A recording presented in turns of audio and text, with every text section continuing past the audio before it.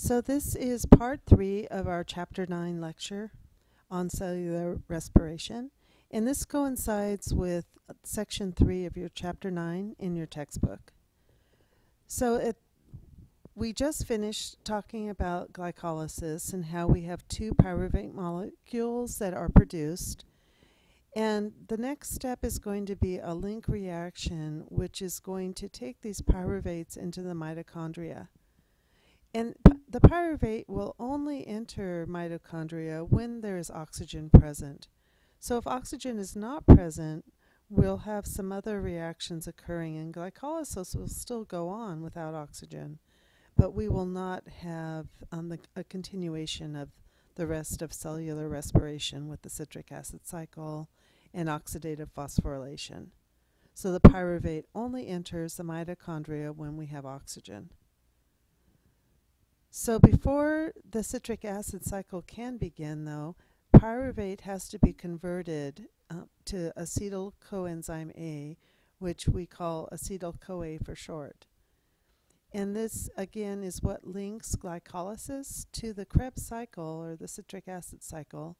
So that's why it's sometimes referred to as the link reaction. And it actually occurs in 3 reactions using a multi-enzyme complex. This is our depiction again, color coding what step we're on. So we've already covered glycolysis. We're going to briefly look at pyruvate oxidation, which immediately is going to lead into our citric acid cycle. So the oxidation of pyruvate, you have to remember always that if we start with one glucose molecule, we're ending up with 2 pyruvates. And the pyruvate are 3 carbon molecules. And through this process, we have the reduction of NAD to NADH. So what we're doing is we're harvesting some of the electrons right here. And so we're oxidizing pyruvate to acetyl-CoA and CO2. And so our acetyl-CoA is a 2 carbon molecule, but we still have 1 carbon left over from our pyruvate.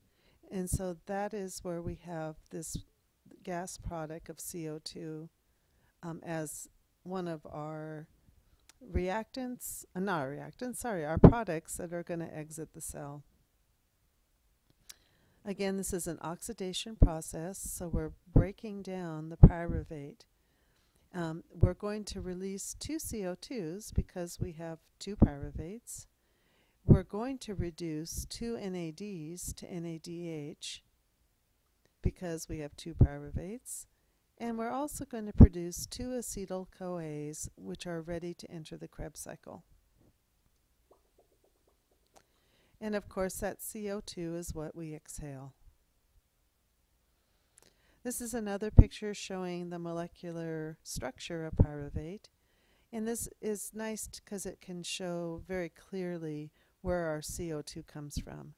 So this is the carbon that is lost, but while it's being lost is giving up some electrons here to reduce our NAD. And we end up with our 2 carbon acetyl-CoA. And the coenzyme A is just detached and takes the place of our carbon dioxide.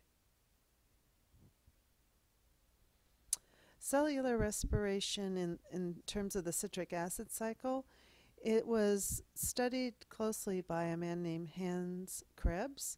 So that's why sometimes and often you'll hear citric acid cycle called the Krebs cycle.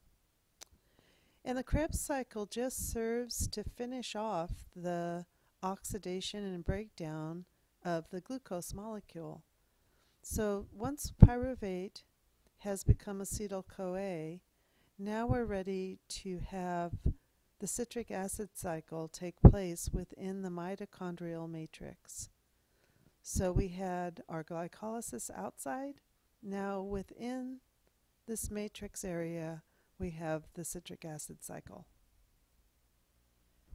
It's believed that the citric acid cycle evolved later than glycolysis. And you have to stop and think, does that really make sense?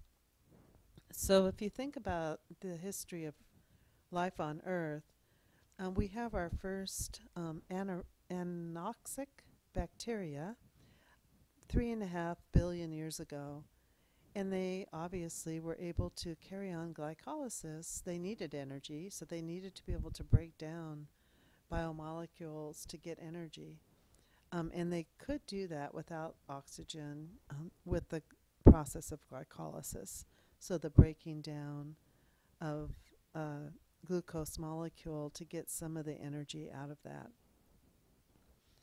It wasn't until 2.7 billion years ago that we have our first free oxygen available in the atmosphere. And at that time, it would make sense that we would have the evolution of a process to be more efficiently breaking down a glucose molecule, because there's still a lot more energy after the production of pyruvate that can be harnessed from the pyruvate molecule.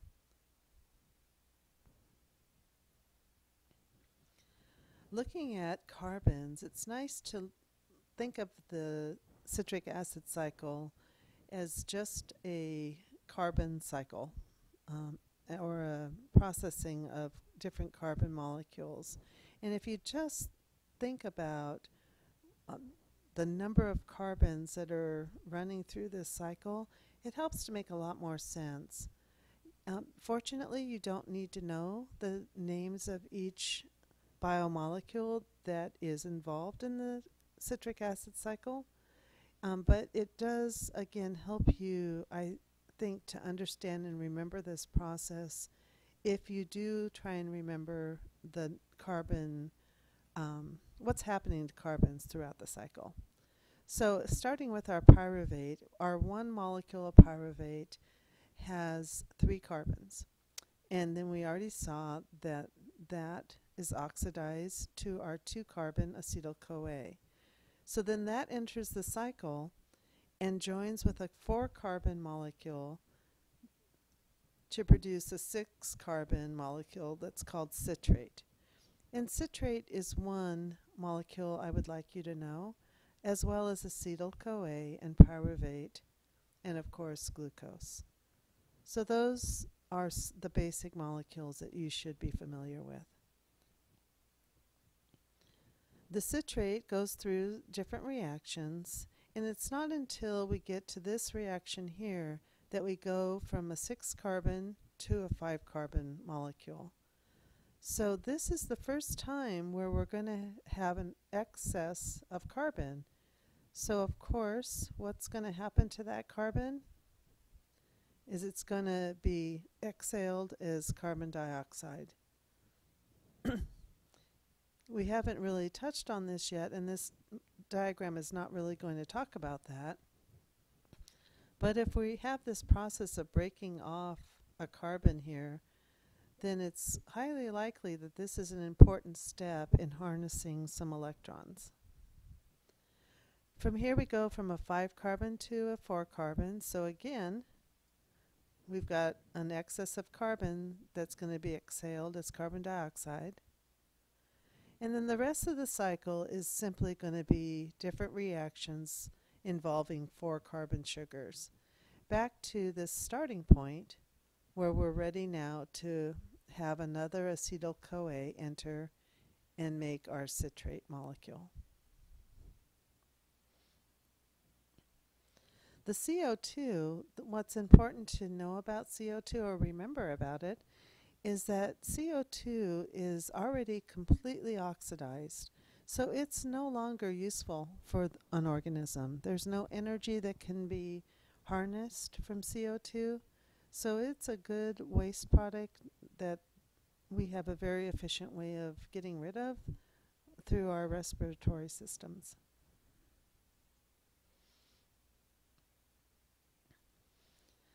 The citric acid cycle has 8 steps, and again, you don't need to know each of the steps, but you should know that each is catalyzed by a specific enzyme.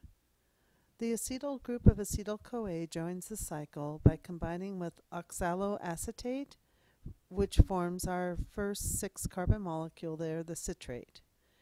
And then the next 7 steps decompose the citrate back to oxaloacetate, which makes this come full circle. The NADH and the FADH2 that are produced by this cycle are our transport molecules. And so again, just like in photosynthesis, NADH, this time we've dropped the P, and we can think of the P as being for photosynthesis. So instead of NADPH for photosynthesis, in the mitochondria we use NADH, and we also have a second electron carrier called FADH2. This diagram shows you all the steps of the citric acid cycle, and it shows you the molecular formulas, and you can follow what's happening to carbons if you are actually looking at the chemical formula here. If you want to stop this and study that just to become familiar and for yourself, follow what's happening to the carbons. I think that's a really good way to help you understand and remember what happens in the citric acid cycle. And again, don't memorize each of these names like isocitrate, but do understand what's going on at these different steps. Follow where we have CO2 coming out, and at the same time how that is reducing NAD to NADH. And the same thing here. And how we have the production of ATP occurring here. How we go from this molecule to this one, and again we're harnessing some electrons. And then here's our final reduction here of NAD to NADH. This shows you a little more detailed close-up, so I'll just run through this really quickly, but you can slow this down and take a look, and you can also find these diagrams and close-ups in your textbook.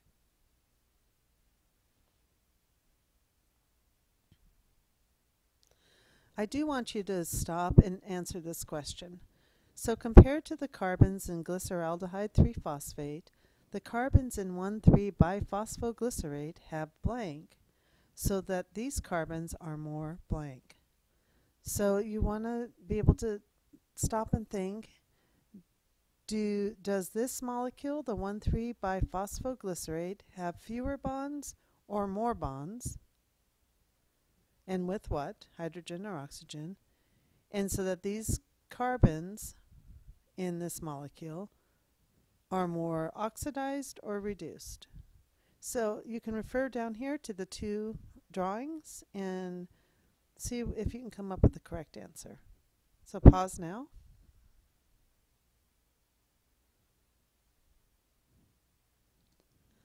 Okay, the correct answer was B. There are fewer bonds with hydrogen. So let me read this back to you. Compared to the carbons in G3P, the carbons in 1,3-biphosphoglycerate have fewer bonds with hydrogen, and they have more bonds with oxygen, so these carbons are more oxidized.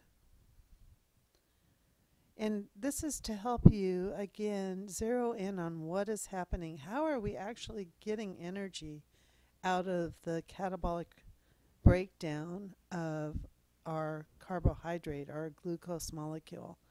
And it has to do with this process of oxidation and reduction. Here I want you to take a look at the cycle from the view of counting electron carriers. So if you look at our first pyruvate to acetyl-CoA reaction, you can see the first exhaling or production of our CO2, and then therefore our collection of electrons for NADH.